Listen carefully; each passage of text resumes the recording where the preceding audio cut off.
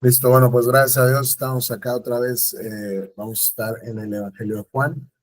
La semana pasada vimos como el prólogo de Juan, del Evangelio de Juan, que es una declaración cristológica, ¿ok? Donde nos declara que Cristo es Dios, que Cristo existe con Dios desde el principio, que Dios crea todo por medio de Cristo, que Él vino al mundo, que Él vino a su pueblo, el pueblo judío le rechaza, sin embargo todos aquellos que le reciben son declarados hijos de Dios. Vimos que Cristo es la revelación de Dios. Quien ve a Cristo ve a Dios, como es Cristo es el Padre.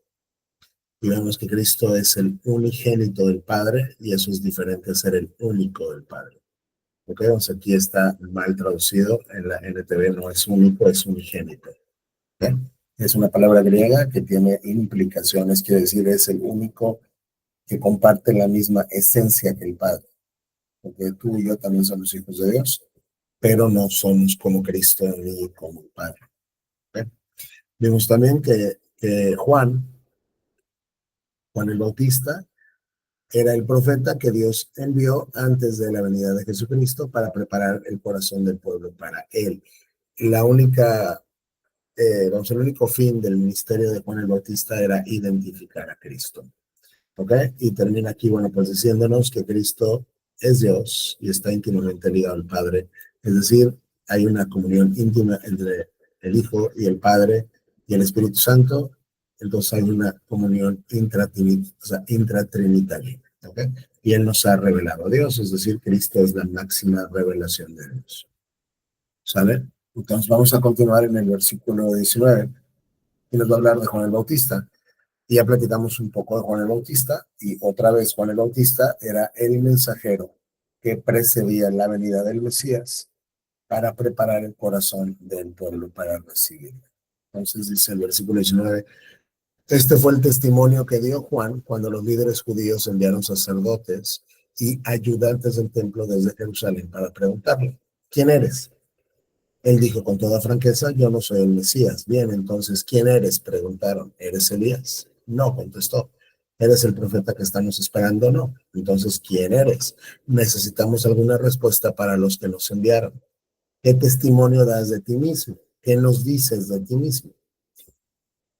Los líderes judíos enviaron a sacerdotes, que ya sabemos cuál era su función dentro del templo, y a los levitas, que eran sus ayudantes, desde Jerusalén con la única intención de entrevistarse con Juan. Los sacerdotes, los levitas, los líderes judíos habían escuchado a Juan. Juan estaba bautizando en el desierto para perdón de pecados. ¿Ok? Juan estaba profetizando, Juan estaba haciendo las labores de un profeta. Recuerden que desde Malaquías hasta Juan el Bautista, hay 400 años donde Dios no habla, 400 años donde no hay profecía, 400 años donde no hay nadie que venga de parte de Dios y diga al pueblo judío, así ha dicho Jehová. Entonces, la gente está alborotada porque por fin hay un profeta después de 4 siglos. ¿Ok? Y la gente se reúne con Juan y van a ver a Juan, y se están bautizando con el bautismo de Juan. Entonces, los líderes judíos quieren saber quién es. Quieren saber, para empezar, si él es el Mesías. Entonces, cuando le preguntan quién eres, él dice con toda franqueza, yo no soy el Mesías. O sea, yo no soy el Mesías prometido, yo no soy el retoño de David, yo no soy el cumplimiento del pacto davídico, yo no soy el descendiente de David que se sentará eternamente en su trono, yo no soy. Bien, entonces, ¿quién eres? Preguntaron. ¿Eres Elías? No contestó. Tampoco soy Elías. ¿Eres el profeta que estamos esperando? No. Ahora, Cristo dice que Juan es Elías porque Juan cumple un ministerio como el de Elías, y sobre todo porque Malaquías, cuando termina el último libro profético del Antiguo Testamento, dice que antes del día de Jehová viene Elías. Entonces vino Juan el Bautista antes del Mesías en un ministerio como el de Elías, sin embargo él no es Elías. Entonces no, contestó, ¿eres el profeta que estamos esperando? No. Entonces, ¿quién eres? Sea, dinos por favor qué nos dices de ti mismo. Entonces Juan contestó con las palabras del profeta Isaías, soy una voz que clama en el desierto, abran camino para la llegada del Señor. Juan dice, soy el que profetizó Isaías, que vendría antes del Señor para prepararle camino. ¿Ok? Él está diciendo con toda claridad que él no es el ungido, él no es el Mesías. Recuerden que Juan es un sacerdote también. ¿Sale? Juan viene de la línea sacerdotal. Su padre era sacerdote, entonces él también era sacerdote. Entonces los fariseos que habían sido enviados le preguntaron, si no eres el Mesías, ni Elías, ni el profeta, ¿con qué derecho bautizas? Los fariseos sabían y veían que Juan estaba bautizando. Ahora, lo que Juan estaba haciendo no es el bautismo que conocemos hoy, donde te sumergen en agua. Para empezar, aunque la palabra así etimológicamente, claro que también tiene que ver con sumergir, el bautismo judío era diferente, era un rociamiento, porque bautismo también se puede ser, digamos, usado como rociar, como verter, ¿ok? Entonces, lo que Juan hacía, y lo pueden ver en las pinturas más viejas de la Edad Media y todo esto, lo que Juan hacía es que él entraba al río con la gente más o menos hasta la cintura y con un artefacto, con una concha, con una tinaja, con algo, tomaba agua y la rociaba sobre la cabeza de la gente. Ahora, los judíos están familiarizados con esta práctica, porque esta práctica tiene muchas implicaciones en la ley de Moisés y era parte de varios ritos, como por ejemplo el comienzo del sacerdocio. Para que un sacerdote empezara a ser sacerdote, para que un sacerdote empezara su ministerio, tenían que rociarle agua, entre otras cosas. Y también estaban, digamos, familiarizados con el rociamiento de sangre, con el rociamiento de agua. Y para ellos eso era un bautismo, ¿ok? No es como que se sumergían. Si Juan hubiera estado con la gente y la sumergía, esto hubiera sido una práctica totalmente extraña para los judíos. Y los fariseos, con justa razón, nos hubieran ido con él y le hubieran dicho, ¿qué estás haciendo? Pero acá lo que le están diciendo es, ¿con qué derecho bautizas? Porque veo que la gente se arremolina contigo, porque veo que la gente viene contigo, y si no eres ni el Mesías, ni Elías, ni el profeta, ¿quién eres tú como para estar bautizando el perdón de pecados? Y Juan les dijo, versículo 26, yo bautizo con agua, pero aquí mismo, en medio de la multitud, hay alguien a quien ustedes no reconocen. Aunque su servicio viene después del mío, yo ni siquiera soy digno de ser su esclavo, ni de desatar las correas de sus sandalias. Ese encuentro ocurrió en Betania, una región situada al oriente del río Jordán, donde Juan estaba bautizando. Dice, ustedes me están preguntando con qué derecho lo hago. Bueno, yo lo hago con agua, pero les digo una cosa, aquí mismo hay alguien a quien ustedes no conocen todavía, y él comienza su ministerio después del mío. Y cuando él comienza su ministerio, él es mucho más grande que yo, él es superior a mí, es más, tan superior a mí que yo ni siquiera soy digno de ser su esclavo. Y entendemos que el esclavo era el más bajo de los más bajos de los más bajos. O sea, pero yo soy tan inferior y él es tan superior que ni siquiera para esclavo sirvo, ni siquiera de desatar las correas de sus sandalias, que era algo que hacía un esclavo. O sea, que te quitaba tus zapatos, ¿no? Tus sandalias y te lavaba los pies. Entonces Juan dice, espérense a ver lo que viene después, ¿ok? Pero este pasaje tiene por lo menos tres paralelos, ¿ok? Donde otros evangelios nos cuentan este mismo encuentro y son mucho más amplios en lo que Juan el Bautista les dijo. Entonces, vamos a ir, por favor, vamos a verlo en el paralelo de Lucas. Es el mismo encuentro que estamos viendo acá, pero se amplía un poco la información. Dice, todos esperaban que el Mesías viniera pronto y tenían muchas ganas de saber si Juan era el Mesías. Juan contestó a sus preguntas diciendo, yo los bautizo con agua, esto ya se vio ahorita, pero pronto viene alguien que es superior a mí, tan superior que ni siquiera soy digno de ser su esclavo y desatarle las correas de sus sandalias.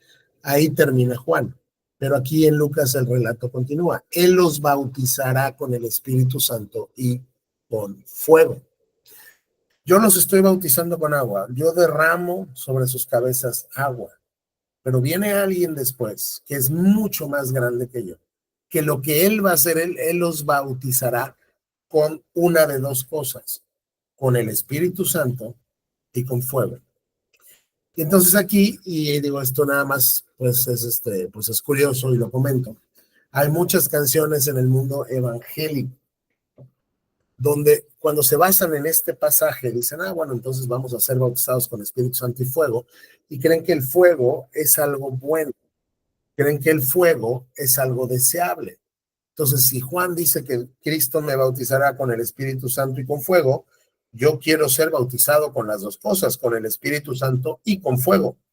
Entonces hay una canción que dice manda el fuego y danos tu fuego hoy y todo esto, y lo ven como una obra del Espíritu, pero si solo siguen leyendo, se van a dar cuenta a qué se refiere con el bautismo de fuego. Dice el 17, Él está listo para separar el trigo de la paja con su rastrillo. Él está listo para separar lo que sirve y lo que no sirve en su reino. Él está listo para separar, y ya sabemos que hay muchas parábolas del trigo y la cizaña, del trigo y la paja, donde están creciendo juntos al mismo tiempo trigo, los hijos del reino, y la paja o la cizaña, los hijos del maligno. Él está listo para hacer esa gran separación. Luego limpiará la zona donde se trilla y juntará el trigo en su granero. Entonces, cuando él separa al trigo de la paja, de la cizaña, el trigo lo junta y lo mete a su granero, porque el trigo es suyo, porque el trigo es bueno, porque el trigo sirve para algo, pero quemará la paja en un fuego interminable. Esto obviamente se está refiriendo al infierno. El destino de la cizaña, el destino de la paja es el infierno. Entonces, el fuego al que se refiere acá, o sea, solamente usando las reglas que vimos contextuales la clase pasada de la hermenéutica, claramente nos indica que no es un fuego que se deba de desear, que no es un fuego que sea coherente con el cristiano. El fuego con el que Cristo bautizará a la paja es el fuego interminable del infierno. Entonces, lo que Juan está diciendo es, el que viene después de mí, o te va a salvar derramando al Espíritu Santo sobre tu cabeza, o te va a condenar derramando su fuego de juicio, su infierno sobre tu cabeza. Es decir, con Cristo no hay medias tintas. Con Cristo no hay un terreno medio. Con Cristo o eres su hijo y eres su hermano y eres su amigo, o eres su enemigo. ¿Ok? Cristo o te bautiza con el Espíritu Santo, cuando derrama sobre ti el Espíritu Santo en la regeneración, o te bautiza con fuego escatológicamente en el día del juicio. Y Juan se los advierte. Y esto es inescapable para todo ser humano. Y dice Juan, usó muchas advertencias similares al anunciar el evangelio de la buena noticia al pueblo. ¿Ok? Este es el paralelo de Juan 1, donde estamos. Entonces, aquí hay una frase que falta, que es importante, por eso es que fui para allá. Pero lo que Juan les está diciendo es, yo derramo agua sobre ustedes, pero el próximo que viene, lo que va a derramar es o el Espíritu Santo o el fuego de su juicio. Entonces, recomendación, digo, si no la conocen, qué bueno, y si la conocían o las conocían, recomendación, no anden cantando canciones donde digan manda el fuego Dios, porque el fuego al que se refiere es el fuego del juicio, es el fuego del infierno, y seguramente no lo quieres sobre ti. ¿Ok? Entonces van, entrevistan a Juan, Juan da una respuesta profética, Juan dice, yo soy el cumplimiento de la profecía de Isaías, es decir, después de mí viene el Mesías. Ojo, ese es el punto, yo estoy como precursor para señalarle. Mi labor, mi ministerio es presentárselos, ese es el punto. Y entonces, 29, al día siguiente, Juan vio que Jesús se le acercaba. Entonces, al día siguiente, Juan ve que Cristo se le acerca, y entonces él dice y él exclama, miren el Cordero de Dios que quita el pecado del mundo. A él me refería yo cuando yo decía, después de mí vendrá un hombre que es superior a mí, porque existe desde mucho antes que yo. En pocas palabras, él es eterno. Yo tengo un comienzo, yo soy temporal, pero él existe desde antes de que yo existiera. Pero entonces lo que Juan está haciendo acá es ve a Jesús, y él entiende y lo sabe, y nos va a explicar cómo lo sabe, que él es el Cordero de Dios. Y él tiene la función de quitar el pecado del mundo. Para los judíos, cuando escuchan el término cordero, entienden para qué sirve un cordero. Un cordero sirve para presentarlo a Dios como ofrenda. Un cordero sirve para morir en tu lugar. Tú lo entiendes, tienes el templo, ¿ok? Y antes tenías el tabernáculo. Y el adorador se acercaba con su animal y ponía las manos sobre el animal para simbólicamente traspasarle sus pecados, y es como si dijera: yo debería sufrir la suerte del animal en este momento. Y entonces él era masacrado y muerto como ofrenda por el pecado, como sacrificio en lugar del pecador. Pero luego, esto es muy importante y ya lo vimos en Génesis, ¿ok? Ya lo vimos en Génesis, pero lo vamos a recordar. Vamos a Génesis rápido. Génesis 22. Ya vimos el sacrificio, o cuando Dios le dice al patriarca: quiero que sacrifiques a tu hijo Isaac, ¿se acuerdan? Ya lo vimos. Va con su hijo, están subiendo para adorar, los siervos se quedan atrás. Dice que el hijo le pregunta al patriarca: padre, sí, hijo mío, contestó Abraham, tenemos el fuego y la leña, dijo el muchacho, pero ¿dónde está el cordero para la ofrenda quemada? Ok, no veo un cordero aquí. ¿Qué es lo que vamos a sacrificar? Y esta frase, porque recuerden que la Biblia nos dice que el patriarca era profeta: Dios proveerá un cordero para la ofrenda quemada, hijo mío, contestó Abraham. Esta, esta frase resuena en los oídos de los judíos piadosos que conocen la ley y conocen la historia. Y entonces no hay un cordero, y pregunta: ¿dónde está el cordero? Y el papá le contesta: Dios se proveerá un cordero, Dios va a ser providente al darnos un cordero para la ofrenda quemada. Pero luego tú sigues con la historia. Y bueno, pues ya el muchacho entiende y sabe que él es el sacrificio, entonces pues voluntariamente va al altar, y cuando el papá está a punto de sacrificarlo, Dios le dice: no le hagas daño, porque ahora sé que de verdad temes a Dios, no me has negado ni siquiera a tu hijo, tu único hijo. ¿Ok? Y entonces dice que el patriarca levantó los ojos y vio un carnero. ¿Ok? Y noten que aquí dice: Dios proveerá un cordero. Pero lo que Dios le proveyó aquí al patriarca fue un carnero, que es un animal diferente. Para nosotros a lo mejor pues pasa desapercibido, pero para el judío piadoso no. Él dice: a ver, espérame, este es un carnero, ¿dónde está el cordero? ¿Dónde está el cordero? ¿Dónde está el cordero que el patriarca dijo que Dios proveería para la ofrenda quemada? No lo veo, aquí veo un carnero, no un cordero. Y luego entonces el judío piadoso que conoce la historia, cuando llega Juan, cuando llega Juan y lee que Juan dice: miren, el Cordero de Dios que quita el pecado del mundo, entiende que proféticamente el patriarca se refería a este Cordero de Dios que venía para morir por su pueblo. Entonces, esta frase es sublime. Cuando Juan dice: miren, ahí está el Cordero de Dios que quita el pecado del mundo, hace una reminiscencia a Génesis 22, de cómo en ese momento se proveyó un carnero, no un cordero, y tuvieron que pasar cerca de 2000 años para que Dios proveyera ese cordero que el patriarca profetizó. Entonces, Cristo es ese cordero de Dios. Cristo tenía la misión y el propósito de venir al mundo para morir por su pueblo. ¿Ok?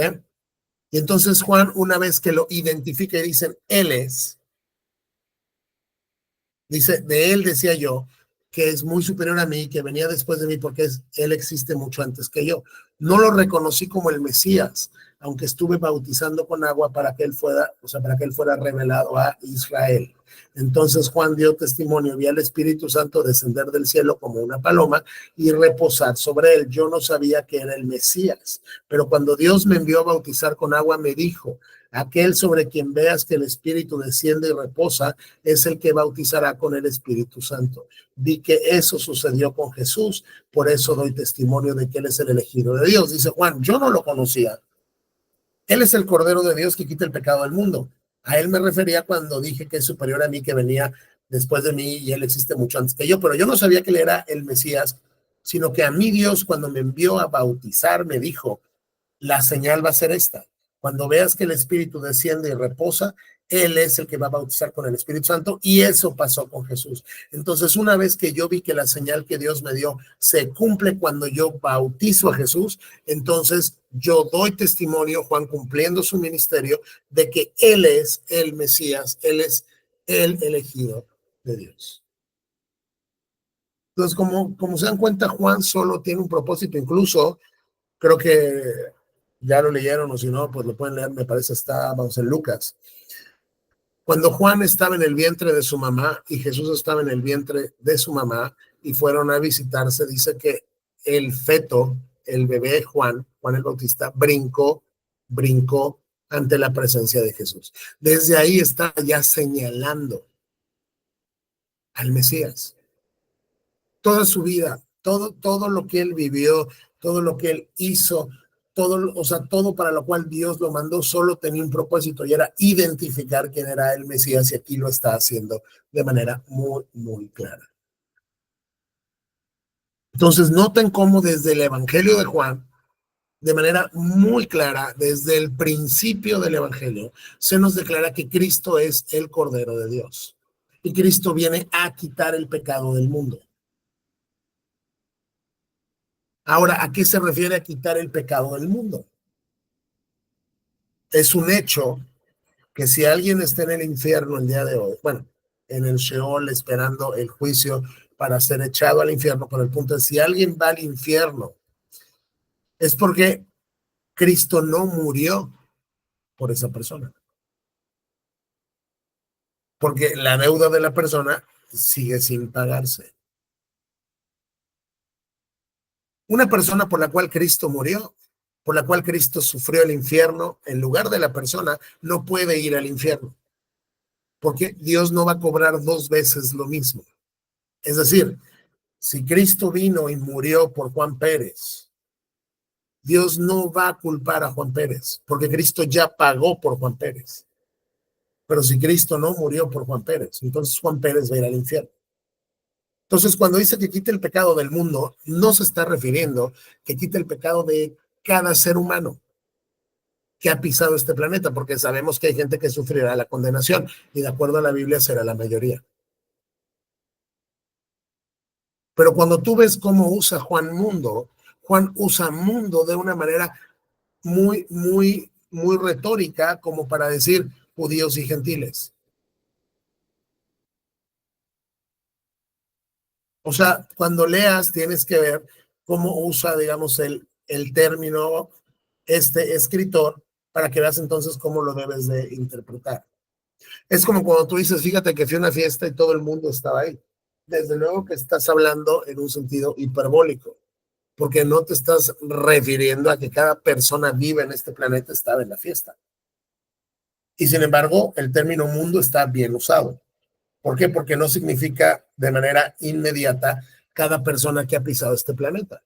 Entonces, cuando dice el Cordero de Dios que quita el pecado del mundo, es el Cordero de Dios que quita el pecado de su pueblo. Esto lo tienes que sistematizar con el resto de las escrituras. Entonces, Juan reconoce a Cristo en su bautismo y entonces él dice, este es, y ahora yo le identifico y lo doy a conocer al pueblo. Al día siguiente, Juan estaba otra vez allí con dos de sus discípulos. Juan tenía discípulos, gente que seguía a Juan y Juan estaba otra vez allí, ¿ok? En el mismo lugar. Al día siguiente, esto fue el día 1, luego viene el día 2. Al pasar Jesús, Juan lo miró y declaró, miren, ahí está el Cordero de Dios. Él no pierde oportunidad para estar cumpliendo su ministerio y su ministerio es señalar a Cristo. Ahí está, Él es. Cuando los discípulos de Juan lo escucharon, siguieron a Jesús. Él tenía discípulos, eran sus discípulos, él era su maestro, ellos andaban con Juan. Pero cuando pasa Jesús frente a sus discípulos, Juan les dice, Él es el Cordero de Dios. Los discípulos de Juan entienden que a quien tienen que seguir es a Jesús. Entonces dejan a Juan y siguen a Jesús. Y Juan no tiene ningún problema con esto, porque de hecho vamos a ver en los evangelios que entre más crece Cristo y su ministerio, más baja el de Juan de perfil. Cuando Cristo se vuelve más popular, Juan disminuye su ministerio hasta el grado que, o sea, digo, que prácticamente desaparece. Y Juan no tiene problema. Juan dice, tengo que menguar yo para que él crezca. Él sabe a qué viene. Juan sabe que no viene a construir un hombre para él. Juan sabe que no viene a hacerse un imperio. Juan sabe que no viene aquí a juntar discípulos para que se reúnan alrededor de él. Juan sabe que su papel es señalar al Mesías y entonces aún frente a sus discípulos, cuando lo ve pasar, guía a sus propios discípulos hacia Jesús y ellos van y le siguen. Jesús miró a su alrededor y vio que ellos no seguían. ¿Qué quieren?, les preguntó. Ellos contestaron, Rabí, que significa el maestro o maestro, ¿dónde te hospedas? Entonces comienzan a seguir a Jesús. Jesús le dice, ¿qué buscan? ¿Qué quieren? Oye, maestro, ¿dónde vives? ¿Dónde te quedas? ¿Dónde te hospedas? Vengan y vean, les dijo. Vengan y me acompañan. Eran como las 4 de la tarde cuando lo acompañaron al lugar donde se hospedaba y se quedaron el resto del día con él. Andrés, hermano de Simón Pedro, era uno de estos hombres que al oír lo que Juan dijo, siguieron a Jesús. Entonces, uno de estos hombres que eran discípulos de Juan el Bautista, era uno que se convertiría después en de los 12 discípulos de Jesús. Pero este discípulo era Andrés. Y ya sabemos que Andrés tenía un hermano que era Pedro, el famosísimo Pedro que todos conocemos.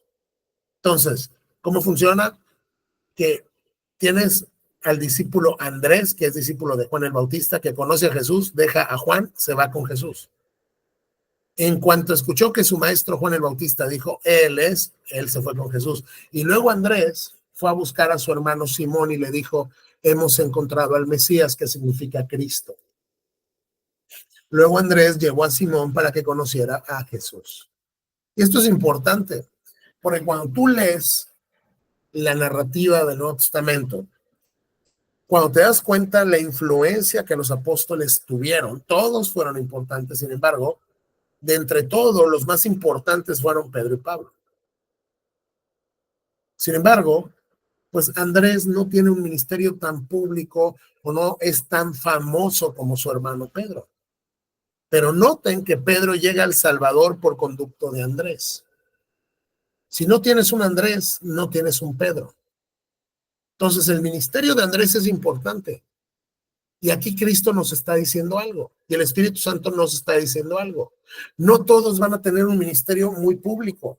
No todos van a tener un ministerio donde la gente te conozca. No todos van a tener un ministerio muy grande, muy conocido, pero todos jugamos un papel en la economía divina.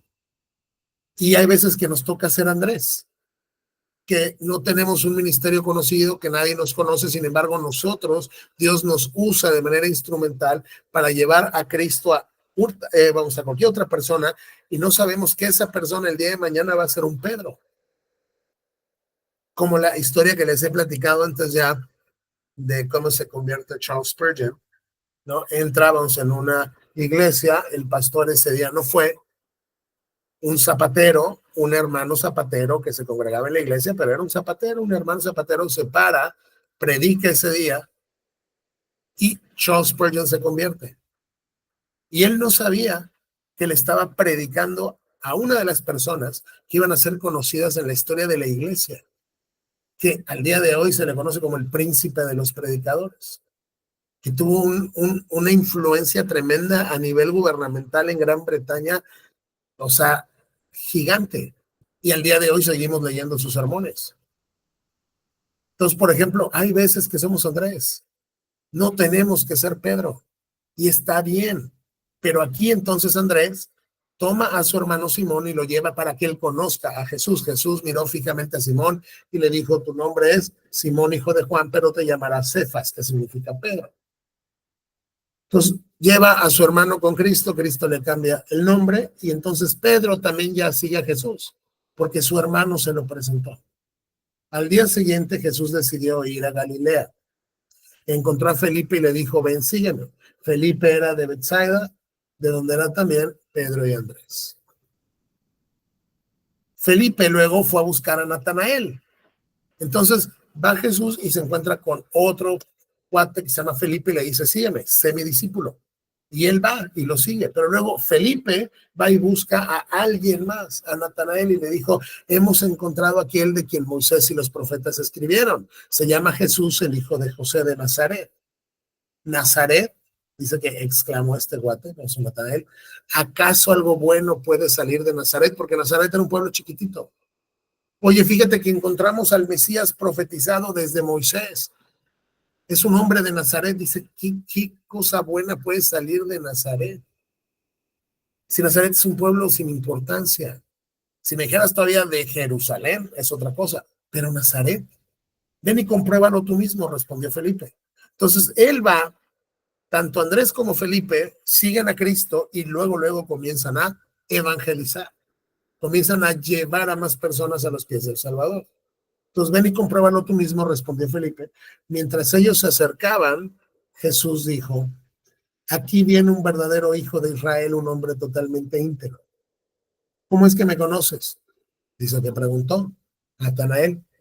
Y Cristo le dice, pude verte debajo de la higuera antes de que Felipe te encontrara, contestó Jesús. O sea, Cristo le está diciendo, yo te vi antes de que Felipe fuera contigo y estabas abajo de una higuera. O sea, le está diciendo algo sobrenatural. Y entonces le dijo, Rabí, exclamó Natanael entonces, Rabí, maestro, tú eres el Hijo de Dios, el Rey de Israel. Tú eres el Mesías. No necesito más pruebas. Jesús le preguntó, ¿crees eso solo porque te dije que te vi debajo de la higuera? Verás cosas más grandes que esta. Entonces Cristo está juntando a sus discípulos.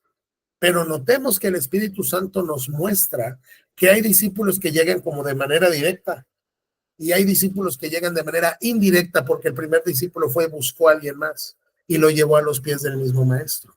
Y muchas veces es el discípulo indirecto el que tiene la fama y la notoriedad y el que se convierte en alguien gigante y el primer discípulo que lo llevó queda en las sombras. No importa, no importa. ¿Por qué? Porque tú y yo no vivimos para construir nuestro propio reino. Tú y yo no vivimos para construir nuestro propio imperio. Nosotros como cristianos somos esclavos de Cristo y estamos felices de ser usados por Cristo en la medida que Él nos quiera usar. Y no todos vamos a jugar el mismo papel dentro de su cuerpo.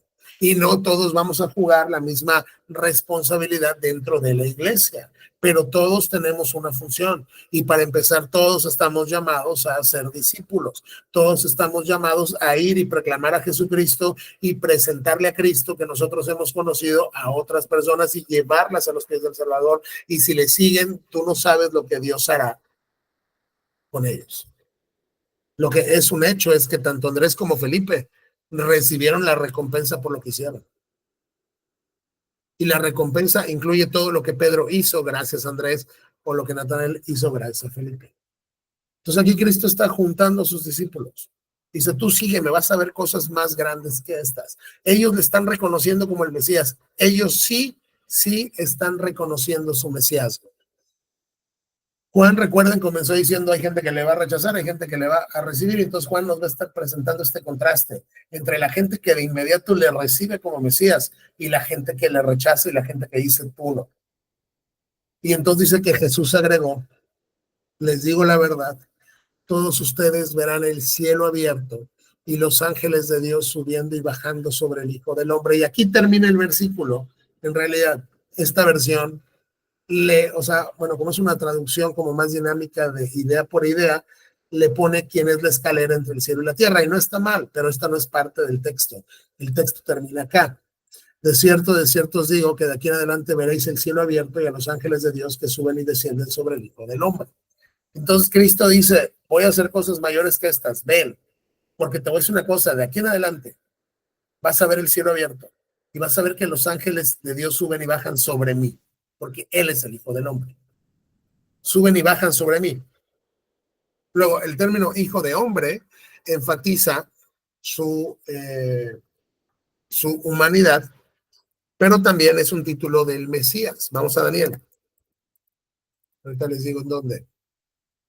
Daniel 7:13. Vamos a Daniel. Esta es una visión que Daniel tiene, ¿no? Estuve mirando hasta que fueron puestos tronos, digo, cuando quieran pueden ver todo el contexto, todas las bestias que ve, dice, estuve mirando hasta que fueron puestos tronos, y se sentó un anciano de días, cuyo vestido era blanco como la nieve, y el pelo de su cabeza como lana limpia, y su trono como llama de fuego, y las ruedas mismo como fuego ardiente. ¿Ok?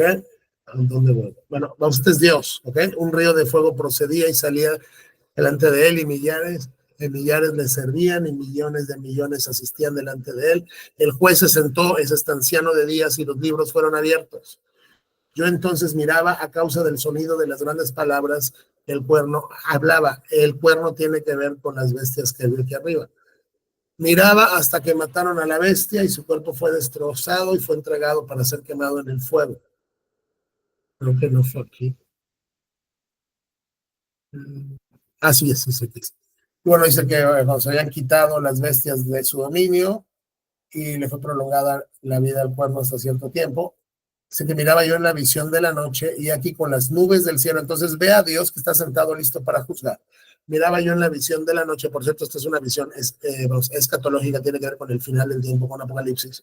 Y he aquí con las nubes del cielo venía uno como hijo de hombre, que vino hasta el anciano de días, y le hicieron acercarse delante de él, y le fue dado dominio, gloria y reino, para que todos los pueblos y naciones y lenguas le sirvieran. Su dominio es eterno, que nunca pasará, y su reino una que nunca será destruido. Este es Jesucristo. Pero el término hijo de hombre es un término que se usa en el Antiguo Testamento, aquí en Daniel, para decir que Dios le está entregando a su ungido, a su Mesías, el gobierno total, completo, eterno y todo. Pero hijo de hombre para Daniel es un término mesiánico, es un término para el Mesías. Entonces, cuando Cristo dice, Juan 1:51, que vas a ver el cielo abierto y a los ángeles de Dios que suben y descienden sobre el Hijo. El hombre está enfatizando su humanidad, pero también está usando el título mesiánico que los judíos piadosos entienden a qué se refiere. Es decir, yo soy el Mesías. Pero no solo eso es lo importante acá. Ya vimos Génesis, ¿ok? Ya vimos Génesis. Y tal vez si no tienes una reminiscencia de Génesis, no vas a entender bien lo que Cristo está diciendo aquí. Y se vas a ver el cielo abierto, y vas a ver que los ángeles de Dios suben y descienden sobre mí. Suben y bajan los ángeles de Dios sobre mí. ¿A qué se está refiriendo? Creo que está en Génesis, mejor lo veo acá. Génesis 28. Génesis 28 nos habla de cuando Jacob se va de su tierra por lo que le hizo a su hermano Esaú, que le robó pues todos los derechos del hijo primogénito, y sabe que su hermano lo quiere matar. Entonces su mamá le dice, vete con mis parientes, y él escapa, y todo esto. 28. Ok. Y él se va, digamos, escapa, y está viajando para donde están sus parientes, Harán. Y cuando cae el sol, o sea, por la tarde, llegó a un buen lugar donde se quedó para dormir, acampar y allí pasar la noche. Puso una piedra, reposó su cabeza y se acostó a dormir, o sea, se durmió. Mientras dormía, soñó con una escalera que se extendía desde la tierra hasta el cielo, y vio a los ángeles de Dios que subían y bajaban por ella. Entonces, bueno, quiero decir que en la parte superior estaba el Señor, que le dijo, yo soy el Señor, Dios de tu abuelo Abraham y de Dios de tu padre Isaac, y Dios le reitera el pacto que hizo con los patriarcas. Esto ya lo vimos. Pero aquí lo interesante es, él ve una escalera que une el cielo y la tierra, y sobre esta escalera suben y bajan ángeles. Cristo, de manera muy clara, nos está diciendo que Él es la escalera de Jacob. Que ese sueño que tuvo Jacob lo prefiguraba a Él. Aquí podemos ver un tipo y un antitipo, pero lo podemos ver de manera muy clara porque la misma Biblia me está diciendo que así es. Por eso tú aquí encuentras la referencia a Génesis 28. Entonces, cuando Jacob sueña que el cielo y la tierra se unen por una escalera sobre la que descienden y bajan ángeles, y luego Cristo dice, van a ver a los ángeles que suben y bajan por mí, Cristo dice, yo soy la escalera entre el cielo y la tierra, yo soy la escalera de Jacob, yo soy el factor que une cielo y tierra. Tú no puedes llegar a Dios si no transitas por medio de mí, porque solamente Cristo y solo por medio de Cristo tú puedes tener una relación correcta con Dios. Y esto está de manera muy clara e implícito en este versículo. Si Cristo es la escalera entre el cielo y la tierra, es la escalera de Jacob, que une el cielo y la tierra, que une al hombre con Dios, entonces no hay manera alguna que tú puedas llegar a Dios si no es por la mediación de Jesucristo. No de la Virgen María, no de los santos, no de nadie, sino de Jesucristo. Él es el único mediador entre Dios y los hombres. Entonces, de manera muy clara, Cristo está diciendo algo. Y es lo mismo que después nos dirá en Juan 14, me parece, 14:6. Cuando Jesús le contestó, yo soy el camino, la verdad y la vida, nadie puede ir al Padre si no es por medio de mí. Es decir, el libro de Juan es un evangelio absolutamente, yo creo que con un énfasis más claro que los demás, cristológico. Nos va a presentar a la persona de Cristo como el Mesías, el único por medio del cual tú puedes tener vida eterna y el único por medio del cual tú puedes tener una relación correcta con Dios. Si no es por Cristo y en Cristo, tú estás perdido. Si no es por Cristo y en Cristo, te vas a ir al infierno. No importa qué tan moral seas, cuánto te esfuerces, cuántas buenas obras hagas, si vas o no a la iglesia, si guardas los mandamientos, si no estás en Cristo y no llegas a Dios por medio de Cristo, tu fin será la condenación eterna. Entonces Juan quiere que lo entiendas. Y Juan quiere que veas que Jesucristo no te acepta una respuesta como neutral, sino él se para en la encrucijada de tu vida y básicamente te dice quién soy. Señor, tú eres Cristo, el Hijo del Dios viviente, entonces dobla tus rodillas, ríndete a su señorío, arrepiéntete de tus pecados, pon tu fe en él. O si crees que Cristo es un demonio, ¿no? Pues recházalo y te vas a ir al infierno. Pero no hay término medio. No hay como que es que Cristo fue un gran hombre. No, Cristo fue el único hombre perfecto, verdaderamente hombre, verdaderamente Dios. Él no te permite que separes su deidad de su humanidad. Entonces, es por eso que yo considero, si me gusta, como que mucho Juan. Juan tiene un propósito y ya nos dijo cuál es, y es que tú entiendas que Cristo es el Hijo de Dios y para que creyendo en él tengas vida en su nombre. Por eso te presenta a Cristo de manera tan clara. Y vamos a ver cómo Juan te presenta a Cristo como Dios de una manera absoluta. Por eso aquella persona que diga, no, es que Cristo nunca dijo que él era Dios, es porque no ha leído la Biblia. O sea, está muy claro en la Escritura. Y los fariseos lo entienden, por eso le matan. Ellos entienden perfectamente quién está diciendo Jesús que él es. Entonces, hasta acá nos vamos a quedar. No sé si tienen alguna duda, alguna pregunta, comentario del estudio de hoy.